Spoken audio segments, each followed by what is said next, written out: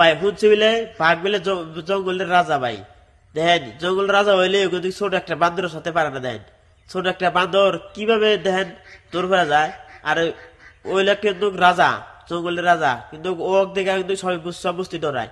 আর এটা ছোট একটা বান্দর, দেখেন এই বান্দরটা শিকার করবো নিয়ে গেতেছে, শিকার করে যাবার নিয়ে লইলাও, কিন্তু একটা বান্দর হাতে মানে দৌড় ফেরা পারে না। দেন কি অবস্থা, বান্দর হাতে দৌড় পড়তেছে দেখছেন।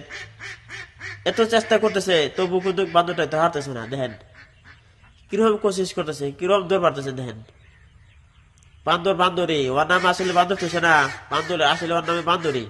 দেখেন অবস্থা দেন ভাই, একখানে থেকে লাভ দেয় ভাই আর এখানে গেছে অবস্থা দেখছেন। দেখেন